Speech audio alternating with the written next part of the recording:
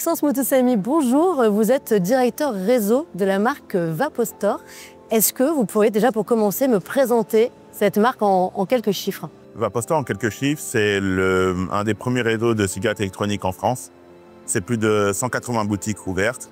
Et c'est aussi un réseau qui se veut précurseur dans le sevrage tabagique et dans la proposition de valeur aux clients. Donc Vapostor aujourd'hui, c'est deux pays, c'est la France et la Suisse. Et c'est aussi une volonté de continuer à se développer à l'international.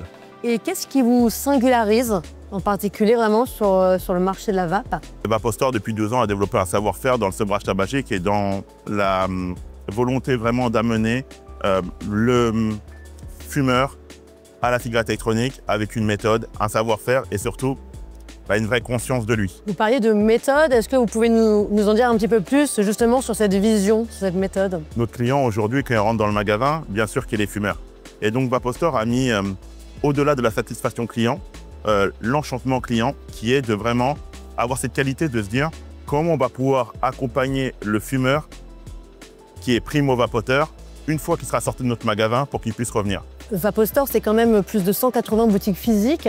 Quand on a une telle visibilité, est-ce qu'on a une responsabilité vis-à-vis du marché? Je pense que Vapostor a une responsabilité, mais on ne peut pas la porter seul. Aujourd'hui, la cigarette électronique, c'est un marché. On a un nom qui est très parlant. Donc, c'est vrai qu'aujourd'hui, même dans certains médias, on dit des Vapostor. Donc, effectivement, vis-à-vis de ça, on a une vraie responsabilité. On n'a jamais mis de fleurs de CBD dans nos boutiques. Pourquoi? Parce qu'on sait très bien que c'était de la combustion. Donc, Vapostor, effectivement, a une responsabilité sociale et sociétale, car les journalistes et les politiques, la première chose qu'ils voient, c'est les magasins et la vente et comment elle est commercialisée.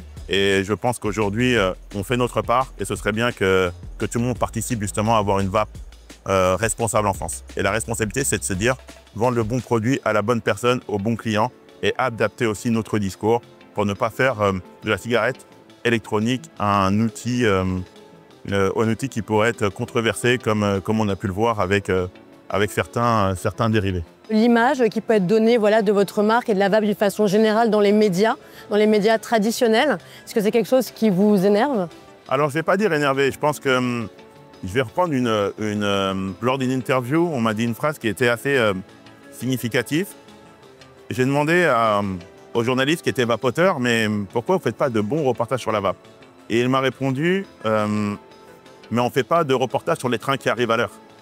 Donc, j'ai compris qu'en fait, de toute façon, il y avait un biais et que nous, tout ce qu'on pouvait faire, c'est d'être irréprochable pour éviter un maximum de leur donner des outils qui puissent empêcher les gens de rentrer dans la vape d'une façon saine et surtout de favoriser cette fabrique de l'ignorance qui est de donner plein d'informations pour qu'à la fin, on ne sache plus ce qui est vrai et faux. Quels sont vos futurs projets?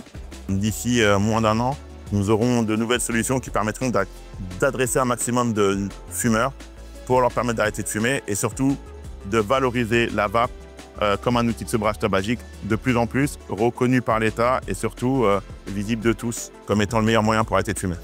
Merci beaucoup. Merci à vous.